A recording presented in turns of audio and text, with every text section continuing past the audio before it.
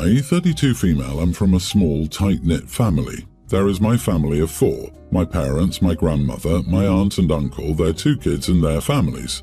We all live in the same area and will do whatever we can to help each other. My cousin Derek, 28 male, tragically passed away a year and a half ago from an intoxicated driver. He left behind his wife Monica, 27, and 4 kids, all under 8. It was devastating and Monica completely shut down. We all understood and started caring for her and the kids. This included me no longer charging her rent. They lived in a house I own next door to me, helping prepare meals, taking care of the kids, helping with appointments, schoolwork, shopping, etc. I can't tell you how many times I was her shoulder to cry on. She let me put the kids in therapy but refused to go herself. On to the now issue. As I said, it's been a year and a half and she's still completely shut down. She doesn't work or cook or clean, and I've been raising the kids along with my 2. This isn't sustainable. The kids miss her. They lost their mom the day they lost their dad. I sat her down the other night and tried to be empathetic towards her, but nothing was getting through. She just kept crying and saying she couldn't do it without Derek. I told her she didn't have a choice. She has 4 kids who need their mother. She still wasn't listening, but I'd had enough. I told her she had a week to get an appointment with a therapist before I stopped supporting her emotionally and financially and went to court for full custody of the kids. She ran out crying. The rest of our family thinks I'm being cruel because she loved my cousin deeply, but I think this is what she needs. She can't live like this and can't keep putting her kids through this. Everyone has been pitching in, helping around her house, and babysitting when I need a sitter for her kids. Am I the idiot?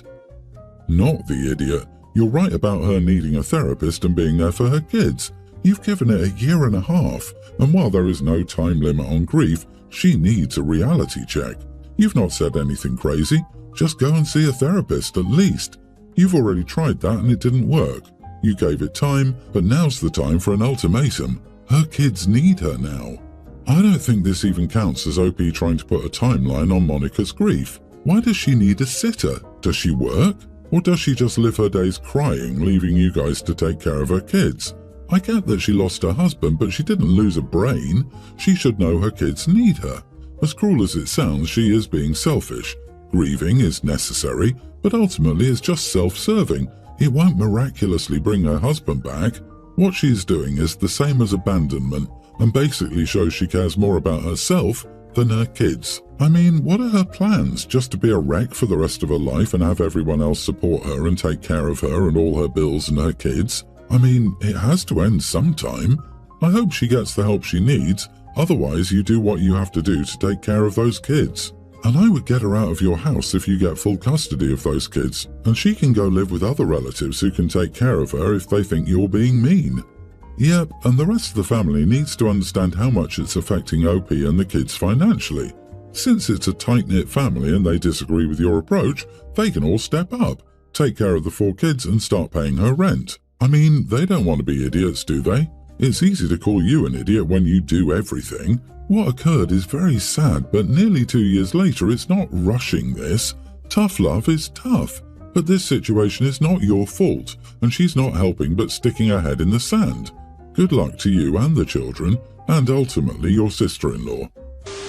I, 20 female, married my husband 2 years ago. We aren't rich and don't care that much about weddings, so I wore my prom dress to my wedding. It's not a super fancy dress or anything. It's basically a long sequin dress in deep dark blue with one sleeve. My friend Ciara, 22 female, was attending my wedding. Since the wedding, I've worn it on a few occasions because it's the only fancy dress I own. Recently, Ciara was getting married and I was obviously invited. The wedding colour scheme was dark blue and she requested fancy attire, so I thought my dark blue dress would be fine. It's not white and it's not even remotely close to a wedding dress. Also, I didn't feel like wasting money on another fancy dress I would never wear again, especially since we aren't rich. So I showed up at her wedding in my dark blue sequin dress. It wasn't standing out or anything. Most of the guests were wearing even fancier dresses. However, when Ciara saw me, she lost it. She yelled at me in front of all the guests, in front of her husband and my husband, saying that what I did was horrible and that no one shows up at a wedding in a wedding dress. I tried to reason with her, saying that the dress wasn't a wedding dress, it was the only fancy piece of clothing I owned. I wore it on multiple occasions before and after my wedding. She didn't listen and kept yelling at me to the point that her bridesmaid and her husband tried calming her down. She also said a bunch of unsavory names to me. I was very upset with the drama and decided to leave with my husband. Then I started getting texts from Ciara who blamed me for upstaging her on her wedding day for driving a wedge between her and her husband, since he said she overreacted massively and upset her friend over a dress. I decided to ignore them because I thought she was being unreasonable, but a part of me thought that I was an idiot because I wore the dress to my own wedding. This is your fancy occasion dress that you wore to prom and multiple other events and just happened to wear to your wedding. It's not a wedding dress, and Ciara manufactured a conflict where no one would have ever been the wiser. You didn't drive a wedge between her and her husband. She did it by acting ridiculously. Not the idiot, and Girlie's husband is right. She needs to get a grip. Ciara has a different problem with OP and deliberately manufactured a situation.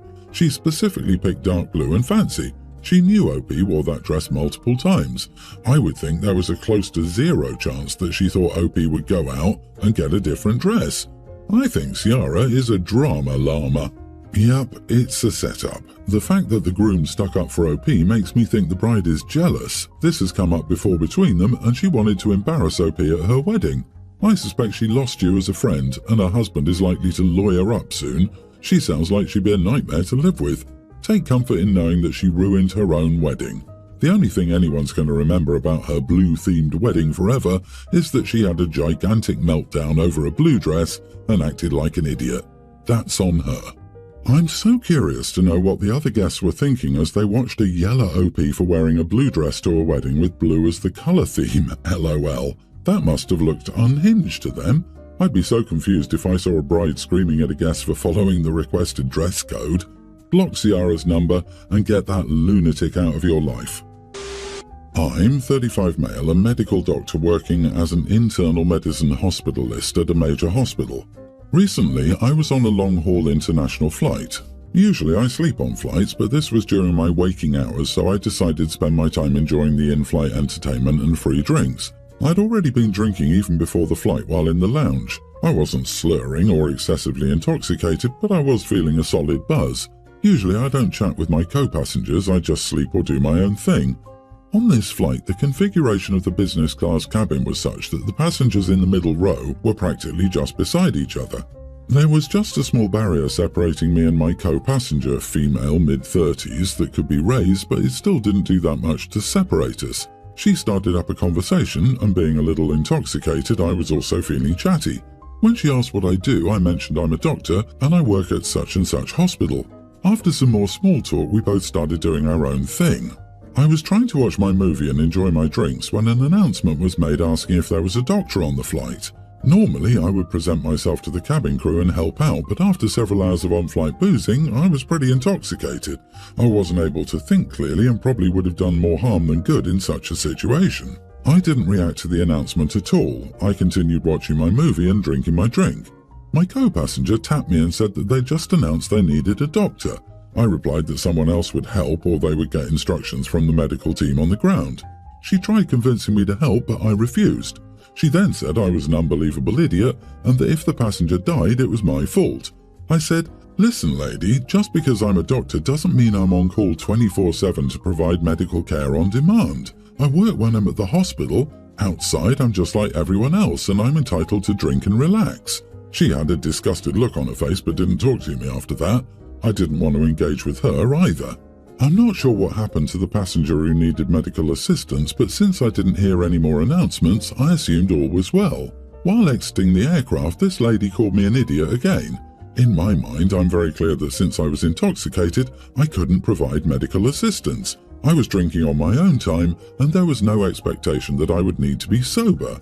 Doctors get to enjoy life too. I can't stay sober on every flight just in case there's an emergency. I don't think I'm wrong, but I thought I'd get external opinions. Am I the idiot? Not the idiot. The crew would not have used you in your capacity as a doctor as you were intoxicated. By law, they cannot, as you are well aware.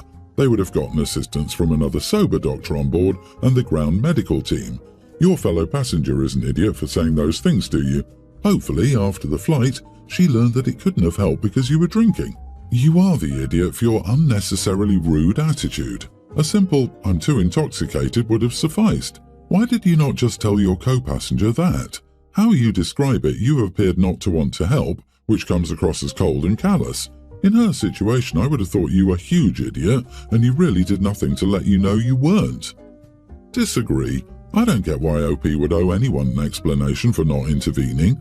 It's as if people expect healthcare workers to respond to every emergency in their daily lives.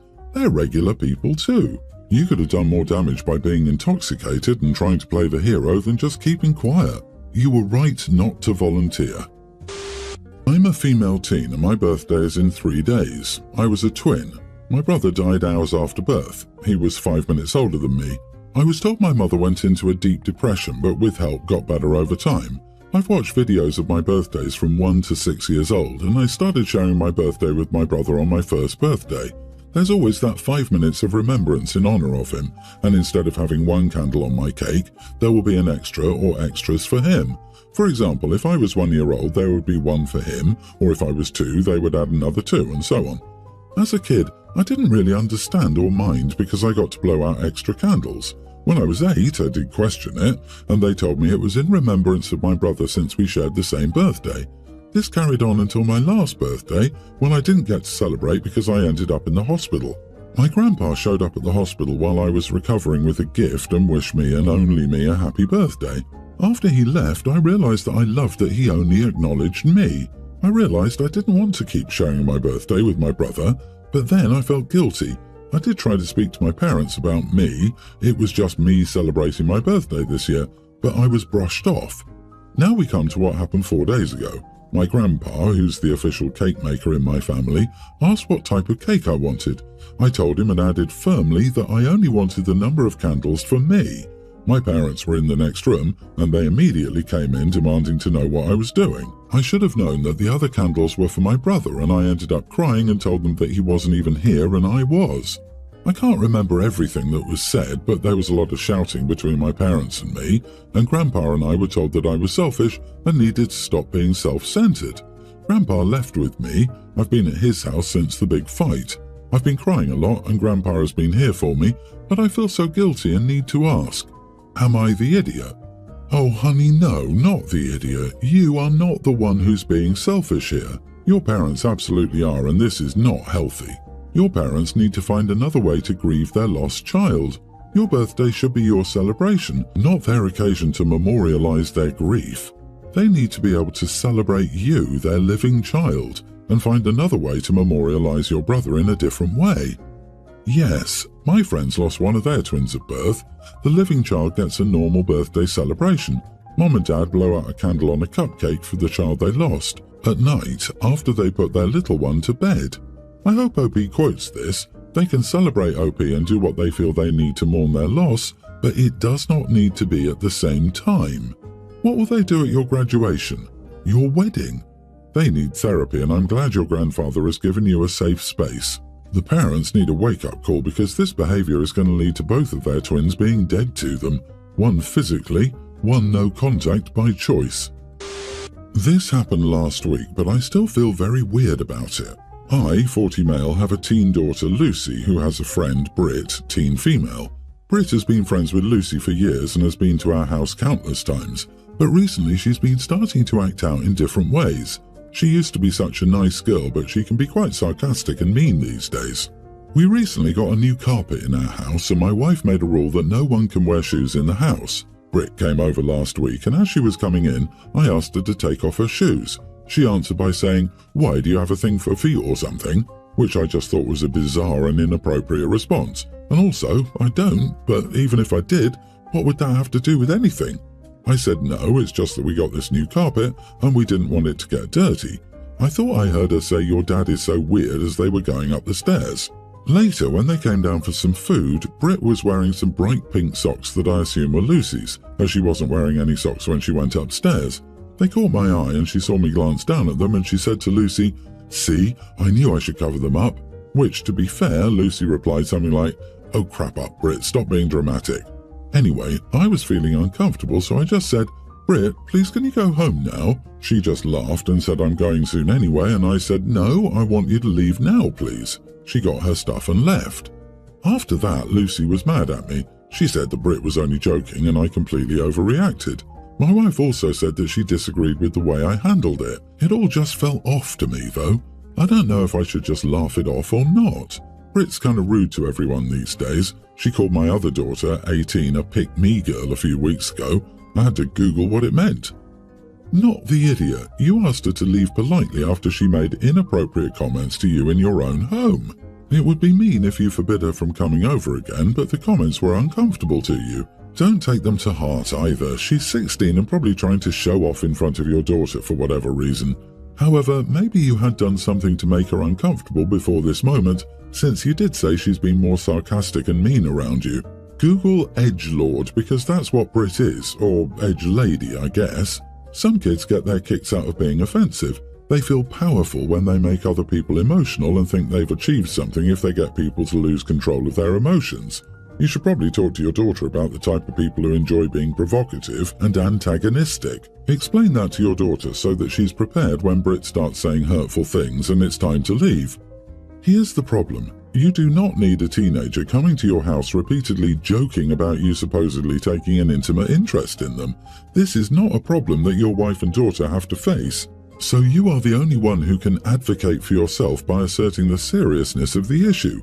One comment was weird, but for her to openly imply that you're interested in her feet right in front of you is beyond disrespectful. It could ruin your reputation if it became an unchecked running joke and others caught wind of it and thought there's no smoke without fire. I wouldn't want her in the house after this if I were you.